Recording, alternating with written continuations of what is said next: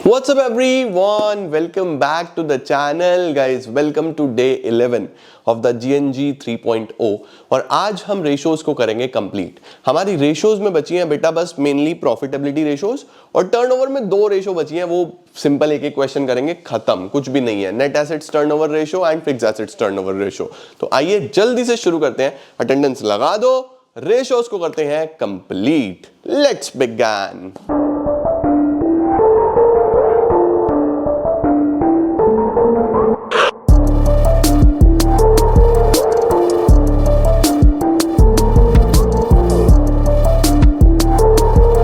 आइए बेटा जी शुरू करते हैं बच्चों। देखो सबसे पहले प्रॉफिटेबिलिटी कर रहे हैं, हमारे पास है ग्रॉस प्रॉफिट रेशो निकालनी है। अब याद करो प्रॉफिटेबिलिटी रेशो में सारी सेल से ही कंपेयर होते हैं profits. GP ratio GP upon sale into 100, net profit ratio net profit upon sale into 100, operating profit ratio operating profit upon sale into 100। तो सारे के सारे जो है ना वो बेसिकली सेल से आपको कंपेयर करने हैं। अब यहाँ पे आपको चाहिए जीपी रेशो, तो जीपी रेशो का क्या फॉर्मूला है, जीपी अपॉन सेल्स इंटू 100। ठीक है, अब देखो सेल्स कौन कौन सी दी हुई है हमें, cash revenue from operation, credit revenue from operation, cash की सेल, उधार की सेल। तो टोटल सेल कितनी हो गई, 18 लाख। 13 और 5 18 लाख रुपए की तो हो गई sale. Purchase, return outward. Return outward का क्या मतलब होता है, रिटर्न आउटवर्ड का मतलब होता है परचेज रिटर्न। ठीक है, रिटर्न इनवर्ड तो नहीं है ना, नहीं, रिटर्न इनवर्ड हमको नहीं दिया हुआ। ठीक है, बस बढ़िया हो गया। फिर तो सेल्स तो आ जाएगी हमारी 18 लाख रुपीस की। सेल्स कितने की आ गई बच्चों हमारे पास, 18 लाख की। कैश सेल्स भी आ गई, क्रेडिट सेल्स भी आ गई, टोटल सेल हमने ले ली। ठीक है, अब मुझे चाहिए जीपी। जीपी कैसे निकल सकता है, जीपी के लिए बच्चों हमें क्या दिया हुआ है भाई, एवरेज इन्वेंट्री दिया हुआ है और क्लोजिंग इन्वेंट्री दिया हुआ है। ठीक है, एवरेज दिया हुआ है और क्लोजिंग दिया हुआ है। तो मुझे एक बात बताओ, एवरेज इन्वेंट्री क्या होता है, ओपनिंग प्लस क्लोजिंग अपॉन 2, और एवरेज कितना दिया हुआ है, एवरेज इन्वेंट्री दिया हुआ है 1/20। एवरेज इन्वेंट्री दिया हुआ है 1/20, तो ये तो हो गया 1/20 is equal to opening plus closing upon 2। तो opening plus closing is equal to 240। Opening plus closing क्या हो गए, 240, और जो क्लोजिंग दिया हुआ है, क्लोजिंग दिया हुआ है 90, तो opening plus 90 is equal to 240। तो opening is equal to 240 minus 90, तो 240 माइनस 90, ओपनिंग इन्वेंट्री कितना आ जाएगा, 240 माइनस 90, 1.5 लाख रुपए का ओपनिंग इन्वेंट्री आ गया। 150 का बच्चों ओपनिंग इन्वेंट्री आ गया। ठीक है, अब सीओजीएस कैसे निकलेगा, सीओजीएस हमारे पास निकल सकता है opening stock plus net purchases plus direct expenses minus closing stock. तो ओपनिंग स्टॉक तो 150 है, क्लोजिंग स्टॉक 90 है। अब हमको चाहिए नेट परचेजेस। नेट परचेज के लिए purchase minus purchase return, 8 lakh minus 10,000 790। अब हमें चाहिए डायरेक्ट एक्सपेंसेस। डायरेक्ट एक्सपेंसेस के लिए बेटा कैरेज आउटवर्ड तो नहीं लेंगे, कैरेज इनवर्ड लेंगे। 40,000 रुपए का तो कैरेज इनवर्ड। रेंट हम नहीं लेंगे, रेंट भी डायरेक्ट एक्सपेंस में नहीं आता, इनडायरेक्ट एक्सपेंस में आता है। तो हमारे पास कैरेज इनवर्ड जो आएगा वो आ जाएगा सिर्फ 40,000 रुपीज का। और एम्प्लॉय बेनिफिट एक्सपेंस में 1 लाख की वेजेस है, एम्प्लॉय बेनिफिट एक्सपेंस में 1 लाख की वेजेस है, बस ये ले लेंगे। डोर बंद करके इधर से निकल जाओ, कोई दिक्कत नहीं है, डोर बंद कर देना, बस इधर से ऊपर से चले आओ। धन्यवाद, थैंक यू। आओ जी, ध्यान दो बच्चों, क्या है हमारे पास, देखो हमने सिर्फ कैरेज इनवर्ड लेना है। कैरेज इनवर्ड कितना है हमारे पास, 40,000 रुपए का, और इसके साथ साथ हमें वेजेस ले लेनी है। डायरेक्ट एक्सपेंसेस में सिर्फ वेजेस आती हैं 1 लाख रुपए की। तो 1 लाख प्लस 40,000, 140 का ये हो गया, 140 का ये हो गया बेटा। तो कॉस्ट ऑफ गुड सोल्ड कितनी आ जाएगी, देखो 150 का ओपनिंग स्टॉक प्लस 7,90,000 रुपए का हमारे परचेजेस प्लस 1 लाख की वेजेस और 40,000 रुपए का कैरेज इनवर्ड, 140 के हमारे डायरेक्ट एक्सपेंसेस माइनस 90,000 के बच्चे हमारे क्लोजिंग स्टॉक। तो 9,90,000 रुपए का कॉस्ट ऑफ गुड सोल्ड आ गया, 9,90,000 का COGS आ गया। ठीक है, अब अगर मुझे जीपी निकालना हो तो जीपी कैसे निकलता है? जीपी निकलता है sales minus cost of good sold. Sales कितनी थी? सेल्स थी 18 लाख रुपए की, माइनस जो हमारा कॉस्ट ऑफ गुड सोल्ड आया वो आया 9,90,000। तो हमारा 18 माइनस 990, 18 माइनस 990, 8,10,000 रुपए का जीपी आ गया।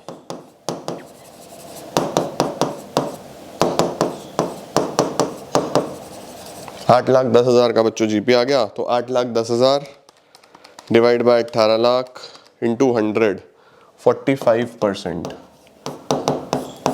45% आपका जीपी रेशो का आंसर आ गया, जीपी अपॉन सेल इंटू 100। देखा कैसे करा? सबसे पहले सेल देख ली, सेल तो डायरेक्टली दी हुई थी, ओके। फिर जीपी के लिए पहले कॉस्ट ऑफ गुड सोल्ड निकाला, कॉस्ट ऑफ गुड सोल्ड के लिए हमें एवरेज इन्वेंटरी दिया हुआ था, क्लोजिंग इन्वेंटरी दिया हुआ था, तो एवरेज हमको दिया हुआ था 1,20 का, तो 1,20 एवरेज है, राइट। तो दोनों का टोटल 240 होगा, तो ओपनिंग प्लस क्लोजिंग 240 आ गया।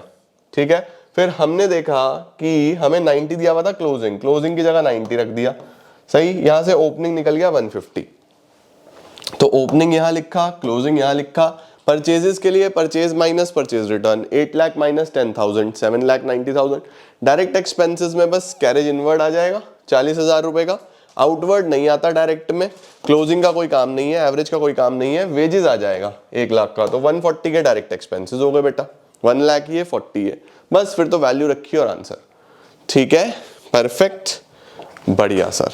चलो, from the following calculate net profit ratio and operating profit ratio. बेटा नेट प्रॉफिट रेशो निकालनी है और ऑपरेटिंग प्रॉफिट रेशो निकालनी है। अब देखो मैं आपको एक छोटी सी चीज सिखा दूं, ये क्लास 11th की जीएनजी की तैयारी चल रही है, जूनियर्स को बता देना सारे के सारे कि जीएनजी कितनी इंपॉर्टेंट सीरीज है, सब लोग आ जाएं। ठीक है, देखो बच्चों, प्रॉफिट एंड लॉस अकाउंट में ना आपका सबसे पहले यहां पे ग्रॉस प्रॉफिट आता है। ठीक है, ग्रॉस प्रॉफिट के बाद आप सारे के सारे वो खर्चे लिखोगे जो नॉर्मल एक्सपेंसेस हैं, जो बिजनेस में नॉर्मली आपको देखने को मिलते हैं सर, जैसे जैसे नॉर्मली डेप्रिसिएशन हो गया, जैसे नॉर्मली आपका एडवर्टीजमेंट हो गया, सेलिंग एक्सपेंसेस हो गए, ऑफिस एक्सपेंसेस हो गए, एडमिनिस्ट्रेशन एक्सपेंसेस हो गए, रेंट, इलेक्ट्रिसिटी, नॉर्मली देखने को मिलते हैं। इन सब खर्चों को बोलते हैं ऑपरेटिंग एक्सपेंसेस। ऐसे ही ऑपरेटिंग इनकम्स, यहां पे आ जाएगा आपके पास ऑपरेटिंग प्रॉफिट। फिर आप क्या करोगे? ऑपरेटिंग प्रॉफिट को नीचे उतारोगे, फिर आप लिखोगे non operating expenses. Sir non operating कौन से हुए? नॉन ऑपरेटिंग कैश फ्लो करके आए हो ना बेटा, इंटरेस्ट ऑन लोन है ना, loss by fire, loss by theft, non operating होते हैं ये, राइट। डेप्रिसिएशन मत लिख देना नॉन ऑपरेटिंग में, डेप्रिसिएशन वहां पे नॉन कैश की वजह से था, नॉन ऑपरेटिंग की वजह से नहीं था। ऐसे ही non operating income, sir non operating income का एग्जांपल बेटा जैसे gain on sale of asset हो गया, वो नॉन ऑपरेटिंग इनकम का एग्जांपल है ना। इस तरीके की चीजें, कोई आपको इंश्योरेंस प्रीमियम मिल गया, इंश्योरेंस क्लेम मिल गया, नॉन ऑपरेटिंग इनकम का एग्जांपल है। फिर यहां पे आपका नेट प्रॉफिट आ जाएगा। अब हमें दो रेशो निकालनी है, ऑपरेटिंग प्रॉफिट रेशो और नेट प्रॉफिट रेशो। तो क्या फॉर्मूला चलेगा? Operating profit upon sales into 100, net profit upon sales into 100। तो हमें ये और ये ढूंढना है। ठीक है, आओ चलो शुरू करते हैं, चेक कर लेते हैं बच्चों कि कौन कौन सी चीज कहां कहां पे है। देखो हमें सबसे पहले सेल्स दिया हुआ है, सर सेल्स रिटर्न तो नहीं है ना? नहीं, कोई सेल्स रिटर्न नहीं है। 2 लाख रुपए की सेल्स दी हुई है, ठीक है सर। तो सेल तो हम 2 लाख की ले लेते हैं,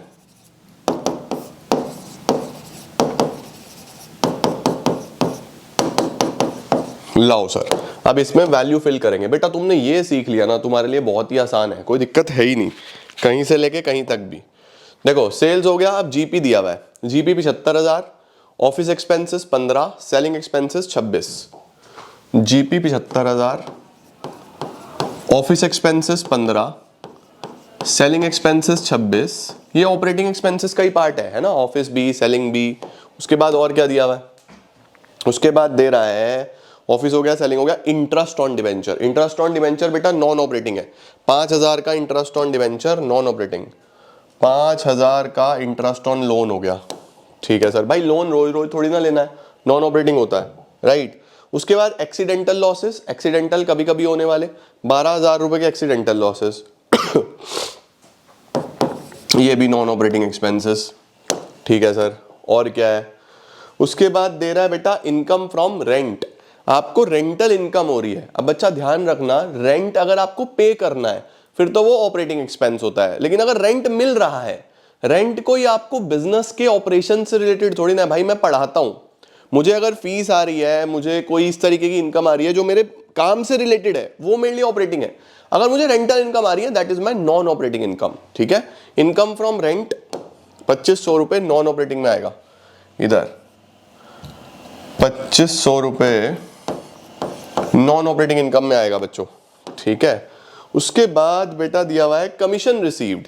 सर कमीशन रिसीव्ड बच्चों, कमीशन जो है वो बिजनेस में मिलती रहती है। कमीशन रिसीव्ड आपकी नॉर्मल 2,000 रुपए ऑपरेटिंग इनकम हो गई। लो भाई जल्दी जल्दी से शुरू करो। सर वैल्यू लगाते हैं 75 प्लस 2 77, 77 में से 15,000 हटा दो और 26,000 हटा दो, 36,000 रुपए का बेटा ऑपरेटिंग प्रॉफिट आ गया। ये मैंने बैलेंस में निकाला। ठीक है, इसी को यहां ले आओ, 36,000 प्लस 2,500 38,500, 38,500 में से 5,000 और 12,000 हटा दो, 21,500 का नेट प्रॉफिट आ गया। 21,500 का बच्चों नेट प्रॉफिट आ गया। तो नेट प्रॉफिट तो यहाँ आ जाएगा 21,500, ऑपरेटिंग प्रॉफिट यहाँ आ जाएगा 36,000। ठीक है बेटा, तो 36,000 डिवाइडेड बाय 2 लाख इंटू 100, ये तो आ गया बच्चों 18%।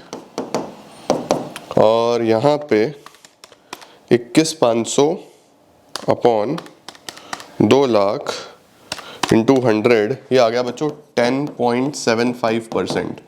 देखो इस तरीके से होता है। ठीक है, अब मैं आपको यहीं पे अगर मैं आपको बोलूं कि आपको अगर ऑपरेटिंग रेशो भी निकालनी हो, ऑपरेटिंग भी सीख लो, तो ऑपरेटिंग रेशो का क्या फॉर्मूला होता है? Operating costs divide by RFO into 100, ऐसे निकलती है। ठीक है, ऑपरेटिंग कॉस्ट का क्या मतलब होता है? ऑपरेटिंग कॉस्ट का मतलब होता है cost of good sold plus operating expenses minus operating incomes divided by RFO कितना है? 2 लाख इंटू 100। ठीक है बच्चों, अब मुझे एक बात बताओ, कॉस्ट ऑफ गुड सोल्ड कैसे निकलेगा? कॉस्ट ऑफ गुड सोल्ड के लिए एक काम करते हैं, कॉस्ट ऑफ गुड सोल्ड के लिए सेल माइनस जीपी कर ले, कॉस्ट ऑफ गुड सोल्ड आ जाएगा। सेल है 2 लाख की, जीपी है 75 का, 2 लाख माइनस 75,000, 1,25,000 रुपए का तो कॉस्ट ऑफ गुड सोल्ड आ गया। 1,25,000 का बच्चों कॉस्ट ऑफ गुड सोल्ड आ गया, plus operating expenses. Operating expenses ये रहे 15 और 26 41,000 के, माइनस ऑपरेटिंग इनकम्स 2,000 की डिवाइडेड बाय 2 लाख इंटू 100। ठीक है, तो ध्यान रखना ऑपरेटिंग प्रॉफिट ये बताता है कि सेल में खर्चा कितना है, और ऑपरेटिंग प्रॉफिट रेशो क्या बताता है? सेल में प्रॉफिट कितना है। समझ में आई मेरी बात? ऑपरेटिंग रेशो अगर लिखा होगा तो खर्चों की रेशो निकालनी है, COGS plus operating expenses minus operating income. और अगर ऑपरेटिंग प्रॉफिट रेशो दिया हुआ तो ऑपरेटिंग प्रॉफिट निकालना है, ये ध्यान देना। ठीक है, देखो जरा, 1,25,000 प्लस 41,000 माइनस 2,000, ये आ गया बेटा 164 अपॉन 2 लाख इंटू 100, ये आ रहा है बेटा 82%। ये कितना आ रहा है? 82%। यही आना था सर, ये क्यों आना था? बच्चों देखो, मैंने आपको जब नोट्स बनवाए थे ना, तो एक रिश्ता बताया था कि भैया अगर ऑपरेटिंग प्रॉफिट 18% है, प्रॉफिट पे जो हमने प्रॉफिट बनाया वो 18% बनाया, तो खर्चा कितना परसेंट हो गया होगा सर? 82% खर्चा हुआ होगा या नहीं हुआ होगा? पहले इसका स्क्रीनशॉट ले लो एक। डन। अब देखो, मैंने आपको ये शुरू में बात बताई थी, जब जिस दिन नोट्स लिखवाए हैं उस दिन मैंने आपको ये लिखवाया है कि operating ratio plus operating profit ratio 100% होता है। कितना होता है? 100%। तो अगर ये 18 आया था, अगर ऑपरेटिंग प्रॉफिट रेशो आपका 18 आया था, operating ratio plus 18% is equal to 100%। तो ऑपरेटिंग रेशो कितना आना था? 100 माइनस 18, 82% ही आना था। यही आंसर आना था ऑपरेटिंग रेशो का। ये तो मैं श्योर था। अरे सर समझ गए? हाँ सर, बेस्ट। 4 रेशो आगे निकालनी, gross profit ratio, net profit ratio, operating profit ratio, operating ratio. ठीक है, चलो सर ये तो बहुत ही आसान है, इजी ही है बच्चों, इजी ही है, कुछ भी नहीं है इसके अंदर। आओ अब ये करते हैं जरा, क्या निकालना है इसके अंदर? From the following calculate return on investment. Return on investment ROI ये निकलता है बच्चों earning before interest and tax divide by capital employed into 100। अब कैपिटल एम्प्लॉयड के लिए मेरे पास दो अप्रोच है। कैपिटल एम्प्लॉयड जो है वो कैसे निकल सकता है? या तो total assets minus current liability, या फिर share holder fund plus non current liability. अब हमारे पास क्या डेटा है सर? हमारे पास डेटा है, शेयर कैपिटल दिख रहा है, रिजर्व्स एंड सरप्लस भी दिख रहा है। ठीक है, शेयर कैपिटल है, रिजर्व्स एंड सरप्लस है। क्या हमारे पास नॉन करंट लायबिलिटीज है? नॉन करंट लायबिलिटीज के नाम पे लॉन्ग टर्म बोरिंग्स है। लॉन्ग टर्म बोरिंग्स मुझे दिखाई दे रही है ना? हाँ सर, शेयर कैपिटल है, रिजर्व्स एंड सरप्लस है, ये तो एसेट्स हैं, ये भी एसेट है, ये भी एसेट है, ये भी एसेट है, और करंट लायबिलिटी हमें वैसे भी नहीं लेनी, राइट? तो ये ले लूं बस, share capital, reserves and surplus and long term borrowings. तो कितना कितना हो गया? 50 प्लस 25, 75 तो ये हो गया। 75 के बाद 2 लाख ये ले लो, तो ये तो हो रहा है 275। ये कितना हो रहा है? 275। ठीक है, अब अगर हम दूसरी अप्रोच से देखें तो 2 10 प्लस 15 प्लस 25, 2 50, 2 50 प्लस 1 10, 2 50 प्लस 1 10, यार है 360, 360 माइनस 85, तो ये भी 275 ही बैठता है दूसरी अप्रोच से भी बेटा। ठीक है, चलो ये भी लिख देता हूं मैं एक बार आपको कि सर ये भी 275 आ गया। ठीक है, अब एक बात ध्यान रखना बच्चों, मेरी बड़े ध्यान से मेरी बात समझना। कभी भी आप कैपिटल एम्प्लॉयड निकालो ना, कैपिटल एम्प्लॉयड में हमेशा 2 चीजें एक्सक्लूड करके चलना।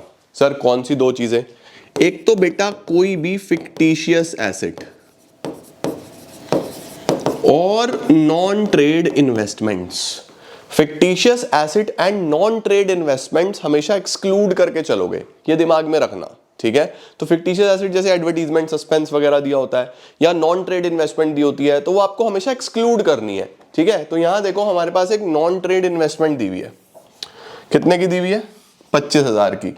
तो आप इधर से भी इसको एक्सक्लूड करके चलोगे, चाहे आप इस तरीके से कैलकुलेट कर लो, चाहे आप इस तरीके से कैलकुलेट कर लो, आप हमेशा एक्सक्लूड करके चलोगे। तो जो आपका आंसर आएगा ना वो 250 आएगा। किसी भी अप्रोच से निकाल लो, ये बात ध्यान रखना, ये इंपॉर्टेंट पॉइंट है। जब भी कैपिटल एम्प्लॉयड निकालोगे तो fictitious asset and non trade investment ध्यान रखना, ये हम एक्सक्लूड करके चलेंगे। ठीक है, तो 250 का तो हमारा कैपिटल एम्प्लॉयड आ गया। अब सर EBIT माइनस इंटरेस्ट, फिर बचता है अर्निंग बिफोर टैक्स। ये दिया हुआ है आपको, देखो नेट प्रॉफिट बिफोर टैक्स 60,000 रुपए, 60,000 बिफोर टैक्स दिया हुआ है। ठीक है सर, इंटरेस्ट इसमें ऐड कर दूं तो EBIT में पहुंच जाऊंगा। इंटरेस्ट 12% 2 लाख पे, तो 2 लाख पे 12% कितना बैठता है? 24,000।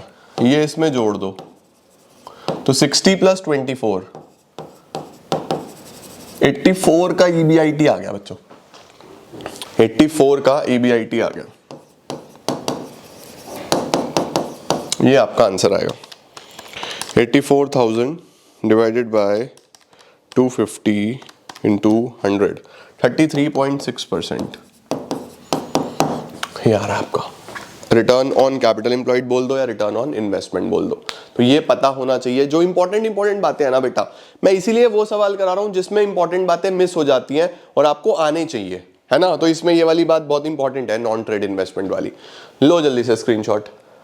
डन, बढ़िया सर, बहुत बढ़िया सर। लो जी, ये तुम्हारे लिए होमवर्क है। From the following details calculate return on capital employed. फिर से EBIT divided by capital employed into 100, ठीक है। वो प्रॉफिट ले लेना बस जिसमें इंटरेस्ट और टैक्स नहीं है, बाकी सारा नेट प्रॉफिट निकाल लेना, ठीक है। ओके सर, अब आ गया बच्चों हमारे पास अगला सवाल, calculate fixed assets turnover ratio. Fixed assets turnover ratio समझ गए। अब ये टर्नओवर में जो हमारी दो रेशो रह गई थी ना, उससे रिलेटेड है।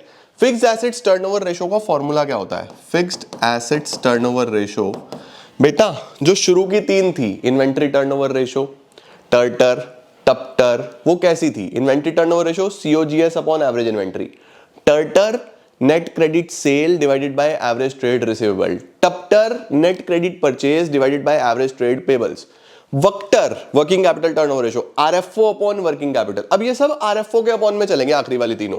तो fixed assets turnover ratio is RFO divided by net fixed assets. Sir net का क्या मतलब होता है? नेट का मतलब होता है आफ्टर ऑल द डेप्रिसिएशन, ये तुम्हें पता होना चाहिए, ठीक है। चलो भाई, इसका मतलब फिक्स्ड एसेट्स में बेटा एक तो ये है, देखो ग्रॉस पे दिए हुए हैं, एक इंटेंजिबल एसेट्स हैं, तो टोटल कितने के हो गए? 680 प्लस 40, 680 और 40 कितना हो गया? 720। तो 720 के तो हो गए हमारे टोटल एसेट्स। 720 में से एक 20 हटा दो, ये एक्यूमुलेटेड डेप्रिसिएशन है, यानी जीवन भर का डेप्रिसिएशन। तो 720 में से अगर एक 20 का डेप हटा दूं बच्चों, तो 6 लाख रुपए के मेरे नेट फिक्स्ड एसेट्स आ गए, ये तो 6 लाख हो गए। अब मुझे बस सेल चाहिए। मुझे क्या दिया हुआ है? इन्वेंट्री टर्नओवर रेशो दिया हुआ है। इन्वेंट्री टर्नओवर रेशो दिया हुआ है बेटा 5 टाइम्स, ठीक है। COGS divided by average inventory, ये है 5। एवरेज इन्वेंट्री है बेटा 720, 720 कॉस्ट ऑफ गुड सोल्ड। तो कॉस्ट ऑफ गुड सोल्ड कितना हो जाएगा? 720 इंटू 5, 7,20,000 इंटू 5, 36 लाख रुपए, 36 लाख रुपीस का COGS हो गया बेटा जी, ठीक है। 36 लाख का COGS हो गया। जो GP है, GP 20% ऑन कॉस्ट है, इसी का 20%, GP इसी का 20%, 36 लाख कॉस्ट का ही 20%, 7,20,000, 7,20,000 का बच्चों GP आ गया। अब मुझे जल्दी से बताओ, अगर कॉस्ट ये है, इतना पैसा कमाएंगे, तो सेल कितने का हो जाएगा, है ना। 720 का GP होगा, कॉस्ट है 36 लाख का, तो 43,20,000 की टोटल सेल होगी। कैलकुलेशंस बच्चों एक बार चेक कर लेना, क्योंकि दिमाग में ना बहुत रश होता है, बहुत हरी होती है, क्योंकि बहुत सारी वीडियोस दिन में करनी होती है, तो कई बार गड़बड़ हो जाती है। कैलकुलेशंस प्लीज चेक कर लेना, बट कॉन्सेप्ट्स मैं तुम्हारे सारे कवर कर रहा हूँ। कहीं कैलकुलेशन एरर हो तो प्लीज माफ करना यार अपने भाई को। इंटू 7.2 टाइम्स आ रहा है, 100 की तो जरूरत ही नहीं है, ये तो टर्नओवर रेशोज हैं। 7.2 टाइम्स आ रहा है बेटा ये, 4320 divided by 6 lakh, 7.2 times is the final answer. ये आ रहा है बच्चों, ठीक है। ले लो जल्दी से इसका भी स्क्रीनशॉट। डन, बढ़िया सर। नेक्स्ट, एक और fix assets turnover ratio try करोगे? सेम, बिल्कुल सेम वैसा ही है, ठीक है। Okay sir, okay sir, okay sir, कैसे करोगे? Fix assets turnover ratio formula sales upon net fixed assets, ठीक है। सेल्स कैसे निकलेगी? एक तो GP दिया हुआ है, ratio of GP on cost, बोल रहा है जो जीपी है ना वो कॉस्ट का 25% है। कॉस्ट का कितना परसेंट है? 25%। तो सेल का कितना परसेंट होगा बताओ? सेल का सर 20% होगा। 20% ऑन सेल होगा, हाँ या ना? हाँ या ना? अब बताओ मुझे, अगर सेल x है, सेल कितना है x, तो इसका 20% जीपी होगा। GP is equal to 0.20x। इसका 20% ही तो है ना? और 0.20x की वैल्यू कितनी दी हुई है? 6 लाख रुपए। तो x का वैल्यू कितना होगा? 6 लाख डिवाइडेड बाय 0.20। ये आ गया हमारे पास 30 लाख रुपए। 30 लाख रुपए का तो बेटा सेल निकला है। आप देखो 30 लाख का 20% ही 6 लाख रुपए होता है या नहीं होता है? तो सेल तो आ गया मेरे पास 30 लाख रुपए। अब मुझे बस नेट फिक्स एसेट्स चाहिए, तो ये पहले वाले दो चीजों का तो काम खत्म है। अब लैंड बिल्डिंग फिक्स एसेट में आएगा yes, furniture fixture yes, computer software yes, patent yes. Inventory नहीं आएगा फिक्स एसेट्स में। इन्वेंट्री तो बच्चों करंट एसेट्स का पार्ट है, तो ये तो नहीं आएगा। तो हमारे पास आ जाएंगे 5 लाख, 1,50,000, 70,000, 20,000, 10,000, 7,50,000। तो 30 लाख डिवाइड बाय 7,50,000। ये क्या हुआ?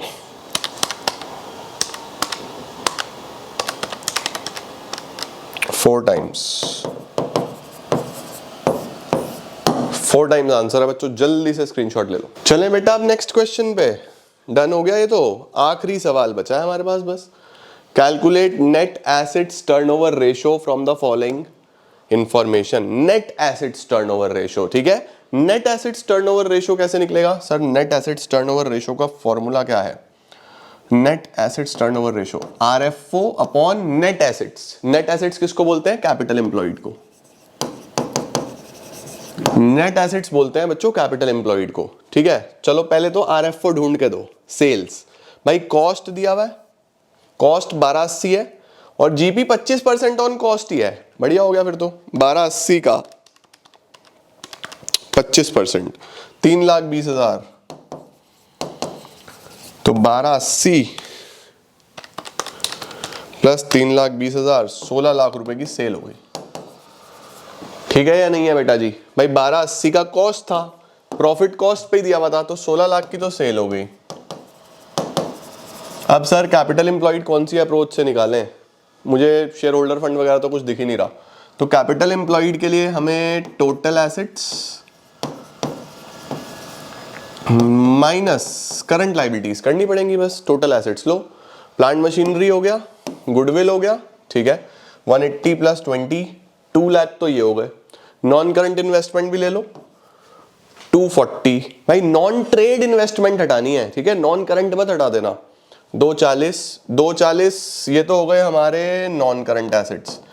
करंट एसेट्स में we have inventory, cash, loose tools. बेटा इस रेशो में नहीं हटाने। लूज टूल्स किस में हटाने होते हैं? करंट रेशो जब आप कैलकुलेट करो। यहां पूरा लो, 250 प्लस 40 कितने के हो गया? ये हो गए करंट एसेट्स। उसके बाद ट्रेड पेबल करंट लायबिलिटी है, ये करंट लायबिलिटी है, ये माइनस कर दो। Simple. 180 plus 20 plus 40 plus 250 plus 40 minus 30, 5 lakh रुपए के आ गए बेटा। 5 लाख का आपका कैपिटल एम्प्लॉयड आ गया, ठीक है। 5 लाख का तो 16 lakh divide by 5 lakh. Simple 3.2 times answer है। देखो बेटा कितना आसान है यार। RFO निकालना आना चाहिए और कैपिटल एम्प्लॉयड पे तुम ऑलरेडी बहुत सारे सवाल कर चुके हो। बस कैपिटल एम्प्लॉयड जब भी निकालो फिक्टिशियस एसेट नहीं लेना, और क्या नहीं लेना? नॉन ट्रेड इन्वेस्टमेंट्स, ठीक है। गुडविल फिक्टिशियस नहीं होता, गुडविल इंटेंजिबल है। Okay perfect sir. लो भाई, इसी के साथ भाइयों बहनों, लेडीज एंड जेंटलमैन, आपका रेशोज भी समाप्त है। मुझे उम्मीद है आपको रेशोज भी मस्त समझ में आ गया होगा। एक बार अपनी बुक खोल के भी कुछ क्वेश्चंस प्रैक्टिस कर लेना। और अभी एग्जाम से पहले मैं तुम्हें बहुत बार रेशोज और भी कराऊंगा, तो टेंशन वाली बात नहीं है। जीएनजी में कंप्लीट करो, उस बार एग्जाम से पहले तो 2-3 बार और करा दूंगा तुमको रेशियोज, ठीक है। तो अभी के लिए इतना ही, बहुत बहुत धन्यवाद, thank you so much, keep growing, keep glowing and keep smiling.